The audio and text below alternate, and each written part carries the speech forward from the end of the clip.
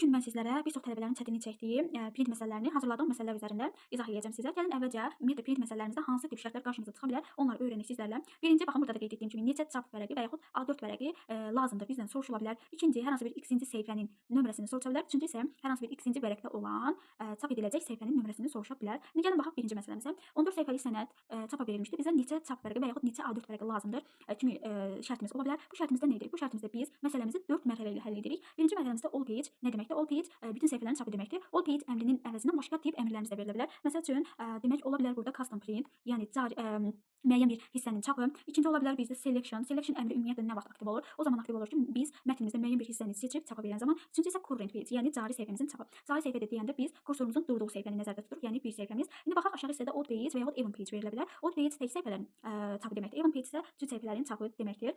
İndi gəlin məsələmizə uyğun həll eləyək. Deyir 14 səhifəlik sənəddir. 14 səhifənin sənədin hamısı əslində çapa verilməli idi. Amma niyə biz hamısını vermirik? Odd page dediyinə görə. Yəni 14 səhifənin yalnız tək səhifələrini biz çap üçün daxil etməliyik. İndi 14 səhifənin demək hansı səhifələri tək olacaq? Təbii ki, bu səhifələrimiz tək olacaq və cəmi bizim 7 dənə tək səhifəmiz var. Demək biz birinci mərhələdə 7 alırıq. Yəni 7 səhifəmiz çapa veriləcək. İkinci mərhələmizdə one side ola bilər, both side ola bilər. One side bir üzü deməkdir, both side iki üzü çap deməkdir. İndi burada one side dediyi üçün mən 7-ni, yəni birinci mərhələdə aldığım 7-ni bölürəm 1. 7-ni 1-ə böləndə eləyir bizdə 7. Üçüncü mərhələmizdə per sheet nə deməkdir? Yəni bir vərəqdə neçə səhifənin çapı deməkdir. İndi burada 6 olduğu üçün bir vərəqdə 6 səhifənin çapı deməkdir. Yəni mən ikinci mərhələdə aldığım 7-ni bölürəm 6-ya. 7-ni 6-ya böləndə bir tam nə qədərsə düşür və bilirik ki, vərəqi bizə kəsib vermirlər, tam olaraq verirlər. Ona görə də mən yuvarlaqlaşdırıb götürürəm 2. Və bu 2 cavabını, yəni 3-cü mərhələdən aldığım 2-ni vururam kopya sayını. Yəni 2-ni 4-ə vururam eləyir 8. Demək məndə 14 səhifənin yalnız tək səhifələrini çap etmək üçün 8 dənə A4 vərəqi lazım imiş. İndi keçək növbəti məsələmizə. Növbəti məsələmizdə deyir ki, 50 səhifəlik sənəddir. Yenə də şəkildəki kimi çapa verilmişdir. Neçə çap vərəqi, yəni neçə A4 vərəqi lazımdır bizdə. Yenə də baxırıq 4 mərhələdən ibarətdir. Birinci mərhələmizdə custom print nə idi? Dedim ki, custom print müəyyən aralıqları seçib çap edə bilərik. Baxın burada da bizə nömrələr verilib, aralıqlar verilib. İndi gəlin baxaq bu aralıqda biz səhifəni necə tapırıq? Biz sondan, yəni böyük ədəddən kiçik ədədə çıxıb üzərinə bir gəlirik. Yəni 2 və 16 aralığında 15 dənə səhifə varmış. 27, 34, 42 isə bizdə səhifələrin nömrələridir. Yəni üçündə bir səhifə sayılır. Yəni hərəsi bir səhifə sayılır. Cəmi 3 dənə səhifəmiz. 15-in də üzərinə 3 gəlirik, eləyir bizdə 18 səhifə. Yəni birinci mərhələdə biz 18 aldıq. İkinci mərhələdə nə edirik? Birinci mərhələdə aldığımız demək cavabı one side olduğu üçün 1-ə böləcəyik. Both side desəydik 2-yə böləcəyik. One side dediyi üçün 1-ə böldük, yəni elədi bizdə 18. Üçüncü mərhələmizdə nə edirik? İkinci mərhələdə aldığımız 18-i bölürük per sheetin qarşısındakı olan rəqəmə. Yəni 18-i 2-yə böləndə elədi bizdə 9.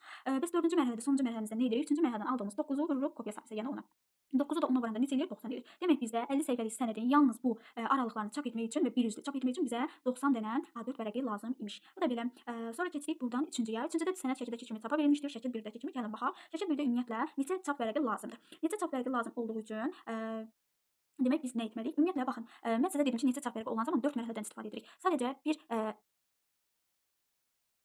bir əmrimiz var ki, bu əmrimiz də current page əmridir. Bu əmrimiz zamanı biz heç bir mərhələyə baxmırıq. Sadəcə olaraq kopya sayını cavab olaraq götürürük. Niyə? Çünki current page bizdə cari səhifədir, yəni bir səhifənin çapı deməkdir. Bir səhifənin də çapını biz kopya sayını vuranda eləyir bizim kopya sayımız eləyir. Ona görə də mən tələbələrimə beyinlərinin qarışmaması üçün deyirəm ki, current page görən zaman aşağı hissəyə fikir vermirsiniz. İstər even yazılsın, istər odd yazılsın, fərqi yoxdur. Avtomatik olaraq siz kopya sayını cavab olaraq götürəcəksiniz. İndi baxaq 4-cü məsələmizə. 30 səhifəlik sənəd çapa verilmişdir. Çap olunacaq 6-cı səhifənin nömrəsini tapın. Bu tip məsələmizdə, yəni nömrə soruşan zaman biz 3 mərhələdən istifadə edirik. Birinci mərhələmiz custom print hissəmizə baxırıq. İkinci mərhələmizdə collated və yaxud uncollated olma hissəsinə baxırıq. Üçüncü mərhələmizdə isə kopya sayına baxırıq. Demək, indi baxaq nəyə? Custom print deyəndə dedik ki, müəyyən bir aralıq olmalıdır. Bu aralıqları çap etməliyik. Bizə aralıq verilir 2, 4, 6 və 8 aralığı. Burada biz 8 ilə, yəni 6 ilə 8 aralığında olan səhifəni tapmaq üçün nə edirdik? Böyükdən kiçiyə çıxıb üzərinə bir gəldik. Yəni 8-dən 6 çıxıb üzərinə bir gəlik eləyir bizdə 3 səhifə. Və 2 və 4 səhifəmizin nömrələri elədi bizdə 2 səhifə, üçün də üzərinə gəldi 2, elədi bizdə 5 səhifəmiz. Demək, birinci mərhələdən biz 5-imizi tapdıq. İkinci mərhələmizdə collated və yaxud uncollated olma hissəsinə baxırıq. Collateddə, baxın burada diqqətli olsaq görürsünüz ki, səhifənin nömrələrini ardıcıl olaraq kopya sayına uyğun olaraq nə edib? Demək, yan-yana düzüb. Burada bizdə kopya sayı 2 dənədir və mənim ümumiyyətlə çap ediləcək səhifələrim 2-dir, 4-dür, 6-dır, 7-dir, bir də 8-dir. Və mən bunları kopya sayı neçə dənədir? 2 dənədir və collated olduğu üçün ardıcıl olaraq düzdüm. Və düzdükdən sonra mən nə edirəm? Birdən başlayaraq nömrələməni həyata keçirirəm. 1, 2, 3, 4, 5, 6. 6-cı səhifənin nömrəsi neçə edir? 2 edir. Demək, məndən çap olunacaq 6-cı səhifənin nömrəsi neçə imiş? 2 imiş. Bu da belə. İndi keçdik növbəti məsələmizə, 5-ci məsələmizə. 5-ci məsələmizdə 25 səhifəlik sənəd çapa verilmişdir. Page bölməsinə bu nömrələr daxil edilmişdir və 5-ci səhifənin nömrəsi. Yenə də nömrə dediyi üçün biz 3 mərhələyə müraciət edəcəyik. Birinci mərhələmizdə all page-dir və aşağı hissədə even page yazılıb. Baxın, page bölməsinə deyir ki, bu nömrələr daxil edib. Yəni bu nömrələrin biz hamısını çap etməyəcəyik. Niyə? Çünki burada even page var. Yəni cüt səhifələrin çap edilməsi var və bu 4-8 aralığında necə tapırıq? Əvvəlki məsələnin izahında isə izah etdim ki, böyükdən kiçiyə çıxıb üzərinə böləcək. Yəni 4-8 aralığında bizim 5 səhifəmiz yerləşir. Birinci səhifə və 9-cu səhifə demək nömrəmizdir. Yəni o da bir səhifəmiz sayılır. 1, yəni 2 dənə səhifə üzərinə 5 gələndə eləyir bizdə 7 səhifə. Yəni 7 səhifəmizin hamısı yox, yalnız cüt səhifələri even page. 7 səhifədən, yəni elə bir səhifəmizə gəlin yazaq da. 1, 4, olacaq bizdə 5, 6, 7, 8, 9. Yaxşı, bizdə even page dediyi üçün biz nə etməliyik? Cüt səhifələr götürməliyik. Cüt səhifələrimiz hansılardır? 4-dür, 6-dır, bir də 8-dir.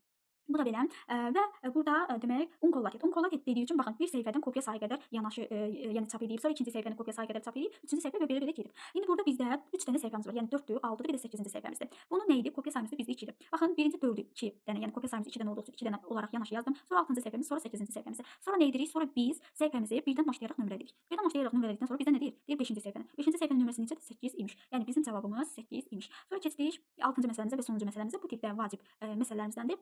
Ümumiyyətlə deyir ki, 5-ci vərəqdə çap oluna biləcək səhifələrin nömrəsini tapın. Yəni nömrəsi neçə olar? Və bizdə bu tip aralıq verilib. All page, yəni bütün səhifələrin çapı deyilsə də bizdə aralıq verilib. Diqqətli olun. Və burada da odd page, yəni tək səhifələrin çapıdır.